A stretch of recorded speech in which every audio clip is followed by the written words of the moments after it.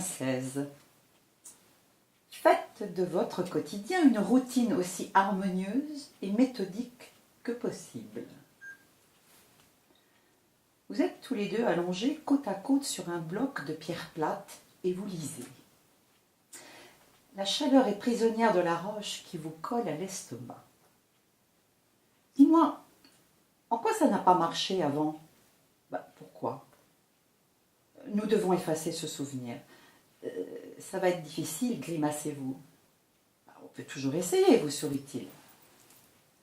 Vous posez votre petit livre victorien face contre pierre, appuyez votre tête sur vos bras croisés pour repenser à l'heure la plus glauque et solitaire de toute votre vie. Il n'y avait pas de tendresse, même dans son baiser. Ses lèvres étaient comme des billes de bois. Il ne savait pas comment faire avec elles, c'était évident. Il s'empare de votre livre, fouille dans sa poche à la recherche d'un stylo.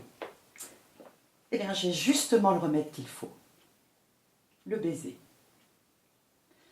D'abord, le baiser du phalène. Embrasse-moi comme pour me faire croire que tu n'es pas sûr de toi ce soir. Signé Robert Browning. Il vous tend le livre d'un geste solennel et cérémonieux. Vous demande de vous retourner et de fermer les yeux. Il se penche sur vous, les bras calés, vous protège de l'éclat éblouissant du soleil et vous embrasse. Le soupçon du plus doux des baisers. Plus tard, alors qu'il est en vous, il murmure « Ferme les yeux ».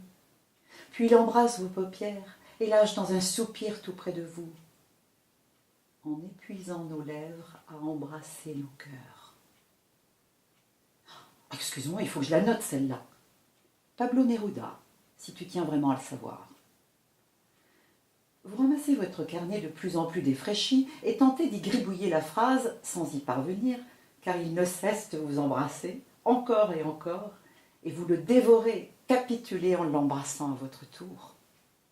Dans l'incroyable malaise qui s'ensuit, vous dites à Toll que vous ne comprenez pas comment il est possible qu'un baiser soit plus intime que l'acte sexuel lui-même. Est-ce normal ? Êtes-vous folle ? Oh non, on ne peut pas faire semblant, ce qui n'est pas le cas dans les relations sexuelles. Tu t'es déjà senti vraiment seule en faisant l'amour ? Développe. Comme si tu n'avais jamais été aussi seule de toute ta vie, qu'il y avait une absence totale et déroutante de connexion. Oh oui. Avec qui ? Suppose que tu vis une relation de longue durée, un mariage. C'est ce que ressentent certaines personnes, une solitude qui les traverse. Le baiser peut témoigner de la profondeur d'un engagement, comme jamais l'acte sexuel ne le pourrait. Quand il s'agit d'une vraie communion, il y a quelque chose dans le baiser qui relève de la plus pure intimité. Avec qui insistez-vous ? Il ne répond pas. Nous devons effacer tous les souvenirs de notre passé. Remontre-moi. Il sourit, obtempère. C'est comme une communication entre deux égaux, tu ne trouves pas ? Deux égaux, vous délectez-vous à répéter en le tirant de nouveau vers vous. Tandis que vous vous laissez tous deux envahir par la passion, il a soudain un mouvement de recul. Je dois faire attention à ne pas te laisser de traces sur ton visage. Son doigt glisse dans votre cou. Mais d'abord, le baiser de la phalène. Encore, toujours. C'est notre baiser. Oui, pour toujours. Oui, allons-y. Je n'ai pas bien compris la leçon. Gloussez-vous. Sous un vent fort, vous rentrez chez vous à toute allure, à travers les arbres qui se dressent, se penchent, parlent entre eux, et vous avez l'impression que le bush vous observe, vous applaudit et que le monde qui vous entoure connaît votre secret fou.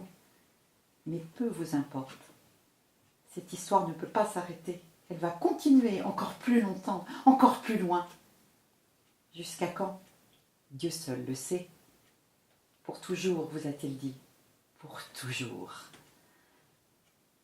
Vous constatez tout à coup que vous avez oublié votre carnet chez lui. Vos plus profondes faiblesses, les points vulnérable de votre vie, mise à nu, la vérité.